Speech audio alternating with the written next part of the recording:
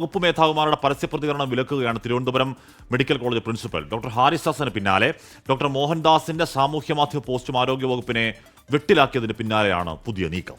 ചട്ടലംഘനമുണ്ടായാൽ കർശന നടപടിയെന്നും പ്രിൻസിപ്പലിന്റെ മുന്നറിയിപ്പ്. 24 ബ്രേക്കിംഗ് ആണ് ഇത്. MG പ്രതീഷാണ് തിരുവനന്തപുരത്ത് നിന്ന് ചേരുന്നത്. Pratheesh, very good morning. ഓരോ വകുപ്പ് മേധാവികളായിട്ട് അവരുടെ പരാധീനതകളും പരിമിതികളും ഒക്കെ പറയുമ്പോൾ അതിന് വായി മൂടാനുള്ള ഒരു ശ്രമമാണോ ഇത്, അല്ലെങ്കിൽ അത് ഏത് രീതിയിലായിരിക്കണം ഇത്തരത്തിലുള്ള കാര്യങ്ങൾ അറിയിക്കേണ്ടത്? ഇതൊക്കെ അറിയിക്കേണ്ടതും അവർ പരിഹാരം കാണേണ്ടതുമായ കാര്യങ്ങളാണല്ലോ. Hashmi, Christina, good morning. Doctor Haris ഹസന് പിന്നാലെയാണ് തിരുവനന്തപുരം മെഡിക്കൽ കോളേജിലെ ഒരു വകുപ്പ് മേധാവി സാമൂഹിക മാധ്യമത്തിൽ ആരോഗ്യ സംവിധാനത്തെ തന്നെ ചോദ്യം ചെയ്തുകൊണ്ടൊരു കുറിപ്പ് എഴുതിയത്.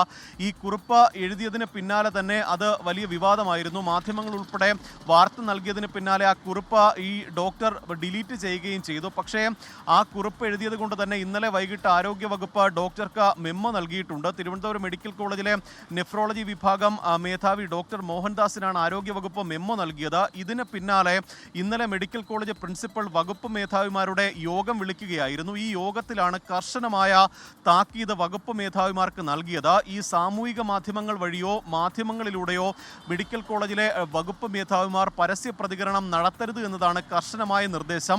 വകുപ്പുമായി ബന്ധപ്പെട്ടുള്ള എന്തെങ്കിലും പ്രശ്നങ്ങളുണ്ടെങ്കിൽ അത് ബന്ധപ്പെട്ട അധികാരികളെ നേരിട്ട് അറിയിക്കുകയാണ് ചെയ്യേണ്ടത്. സർവീസ് ചട്ടങ്ങൾ ലംഘിക്കരുത്. അങ്ങനെ സർവീസ് ചട്ടങ്ങൾ ലംഘിച്ചാൽ കർശനമായ നടപടി ഉണ്ടാകുമെന്ന് കൂടി ഈ മുന്നറിയിപ്പായി പ്രിൻസിപ്പൽ പറയുന്നുണ്ട്. ഈ ഡോക്ടറുടെ ഒരു തുറന്നു പറച്ചിലിന് പിന്നാലെയായിരുന്നു ഈ ഇത്തരത്തിലൊരു വകുപ്പ് മേധാവിമാരുടെ യോഗം വിളിച്ചത്. ഈ പ്രധാനമായും കേസോട്ടയെക്കുറിച്ചാണ് മെഡിക്കൽ കോളേജിലെ നെഫ്രോളജി വിഭാഗം മേധാവി ഇന്നലെ ഒരു കുറിപ്പ് എഴുതിയത്. കേസോട്ട പൂർണ്ണ പരാജയമെന്നതായിരുന്നു ആ കുറിപ്പിലെ പ്രസക്ത ഭാഗം. അത് ആരോഗ്യ വകുപ്പിന് തന്നെ വലിയ ക്ഷീണമുണ്ടാക്കുന്ന ഒരു പ്രതികരണമായിരുന്നു. അതിന് പിന്നാലെയാണ് ആരോഗ്യവകുപ്പ് ഇടപെട്ട പ്രിൻസിപ്പൽ യോഗം വിളിച്ച് അത്തരത്തിലൊരു നടപടി സ്വീകരിച്ചിട്ടുള്ളത്. ഒപ്പം ഇനി ഇത്തരത്തിൽ പരസ്യ പ്രതികരണം നടത്തില്ലെന്ന് ഇന്നലെ നൽകിയ മെമ്മോയ്ക്ക് ഡോക്ടർ മറുപടിയും നൽകിയിട്ടുണ്ട്. പക്ഷേ അപ്പോഴും ഡോക്ടർ ഉയർത്തിയ ആ ചോദ്യം അങ്ങനെ നിലനിൽക്കുന്നുണ്ട്. കേസോട്ടോയുമായി ബന്ധപ്പെട്ട ചില പരാമർശങ്ങൾ അദ്ദേഹം നടത്തിയ പരാമർശം കേസോട്ടോ പൂർണ്ണമായും തള്ളുകയും ഇന്നലെ ചെയ്തിട്ടുണ്ട്.